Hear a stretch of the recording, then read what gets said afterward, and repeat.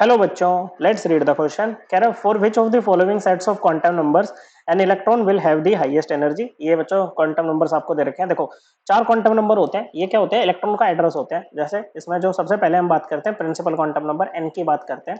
ये हमें बताता है कि इलेक्ट्रॉन किस शेल में प्रेजेंट है, मतलब ये शेल नंबर के बारे में बताएगा बच्चों। दूसरा होता है L, azimuthal quantum number. Okay बच्चों, ये हमें सब शेल के बारे में बताता है। ओके, इलेक्ट्रॉन किस सब शेल में प्रेजेंट है और ये लाई करता है, मतलब इसकी जो वैल्यू होती है वो 0 से लेकर n-1 तक होती है बच्चों। ओके, अगर 0 वैल्यू है तो एस सब शेल है बच्चों। ओके, 1 है तो पी सब शेल होता है बच्चों। ओके, 2 है तो डी होता है बच्चों, और 3 है तो ये क्या होता है? एफ सब शेल आपका होता है बच्चों। Okay, and so on. फिर होता है हमारे पास में एक एम एल या सिंपली हम उसको भी एम भी लिखते हैं बच्चों, मैग्नेटिक क्वांटम नंबर। ये हमें ऑर्बिटल के बारे में बताता है। किसके बारे में बताता है बच्चों? ऑर्बिटल के बारे में बताता है। और ये लाई करता है -L2 प्लस एल के बीच में। ओके बच्चों, अगर एल की वैल्यू 0 है तो एम की वैल्यू भी 0 होगी बच्चों।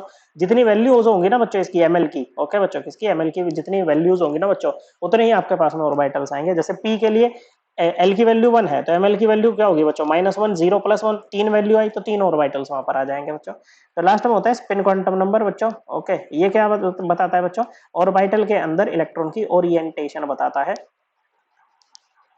दो वैल्यूज होते हैं बच्चों इसके, एक तो +12।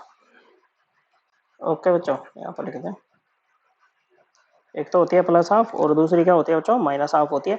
ओके, एक इलेक्ट्रॉन इस तरह से दिखाते हैं, दूसरा इस तरह से दिखाते हैं बच्चों एक ऑर्बिटल में।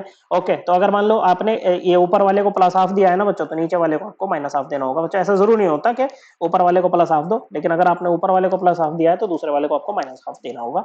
ओके, दोनों का सेम नहीं कर सकते।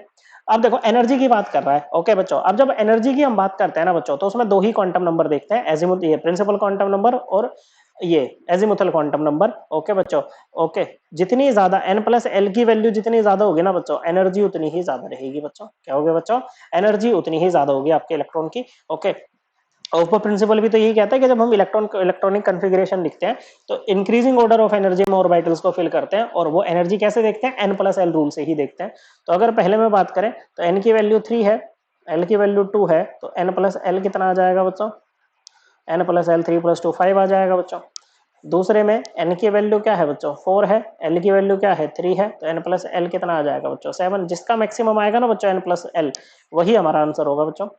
तीसरे में n की वैल्यू क्या है? 4 है, l की वैल्यू क्या है? 1 है, तो n+l क्या आ जाएगा बच्चों?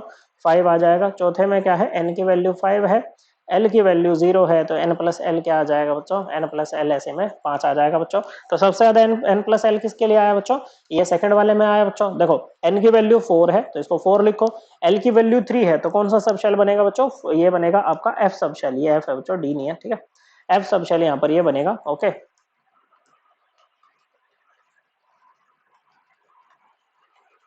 एफ सब शेल यहाँ पर ये बनेगा बच्चों। ओके, तो 4f की एनर्जी हाईएस्ट होगी। अब देखो यहाँ पर ये भी n+l 5, 5 और 5, तो जब n+l सेम हो जाता है ना बच्चों, तो हायर जिसकी बच्चों जिस भी ऑर्बिटल की हायर n वैल्यू होगी ना बच्चों, उसी की वैल्यू, उसी की एनर्जी ज्यादा होगी। तो यहाँ पर सबसे ज्यादा किसकी एनर्जी होगी?